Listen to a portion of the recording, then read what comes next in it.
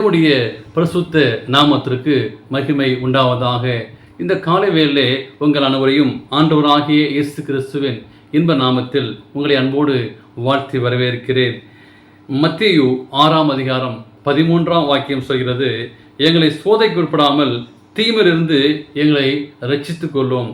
எனவே இந்த நாளின் செய்தியாக எங்களை ரட்சியும் ஆண்டவரே. நம்முடைய வாழ்க்கையிலே அநேக சோதனைகளை நாம் சந்திக்கிறோம், அநேக கஷ்டங்களை நாம் சந்திக்கிறோம், அநேக துன்பங்களை நாம் சந்திக்கிறோம். ஆனால் ஒவ்வொரு நாளும் இப்படிப்பட்ட பிரச்சனை வரும்போதும் போராட்டம் வரும்போதும் நமக்குள்ளாக நம்மை பாவத்திற்குள் நம்மளை வழிநடத்துகின்றன. அவை நம்மை அதிகமாக பரீட்சிக்கின்றன.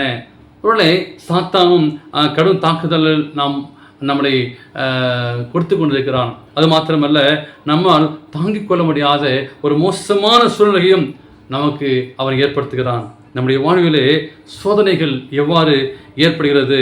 முதலாவது நம்முடைய தீய எண்ணம் ஏற்படுகிறது. அதனை நாம் செயல்படுத்தும் வரைக்கும் அது பாவமாக உருவெடுப்பதில்லை. நம்முடைய வாழ்க்கையிலே சில தீமையான எண்ணங்கள் வருகிறது. ஆனால் அதை நாம் நமக்குள்ளாக ஏற்படுத்தும் போது, அதை செயல்படுத்தும் போது அது பாவமாக மாறுகிறது. சோதனைக்கு இடங்கூடாத ஒருவன் சோதிக்கப்படுவதற்கான வாய்ப்பு இருக்கிறது. மத்தேயு 4:1 நாம் வாசிக்கிறோம், ஆனால் தீய எண்ணத்தை மனதில் அசைப்படும் போதுதான் அது நம் எண்ணத்தில் தாக்கத்தை ஏற்படுகிறது. பிறகு அதனை மனதிற்குள் எண்ணி நாம் சந்தோஷமடைய நாம் பழகிறோம். அதன் பிறகு அதனை செயலில் நிறைவேற்ற நம் சித்தத்தை உட்படுத்துகிறோம். இப்படியாக அந்த இச்சையானது கற்பம் தரித்து பாவத்தை பிறப்பித்து மரணத்தை கொண்டு வருகிறது என்று சொல்லி நாம் யாக்கோபிலே வாசிக்கிறோம். அது நம்முடைய வாழ்க்கையிலே அது கற்பம் தரித்து அது செயல்படும் போது அது பாவமாக மாறுகிறது.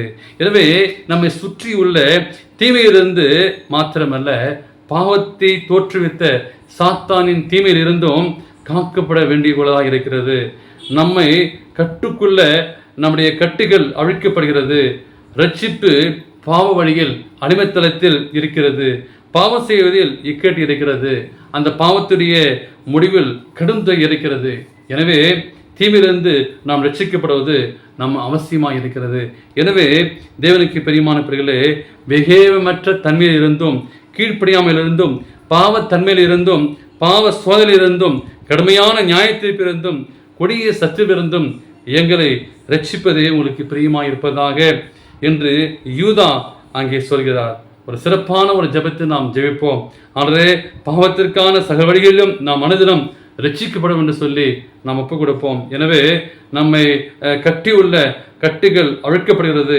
அதுவே ரட்சிக்கப்படுவதாக ஒரு வழியாக இருக்கிறது. ஆண்டவர் சமூகத்திலே ஒப்புக் கொடுப்போமா? இந்த காலை வேளையிலே ஆண்டவரே எங்களை ரட்சியும் ஆண்டவரை சொல்லி நாம் ஒப்புக் கொடுப்போம். ஆண்டவருடைய நம்முடைய வாழ்க்கையிலே பாவ சிந்தனையை நீக்கி போடுவார். ஆண்டவருடைய நெருங்கும் போது அந்த ரட்சிப்பின் அனுபவத்தை பெற்றுக்கொள்ள தேவன் கிருபை செய்வாராக. ஆமேன்.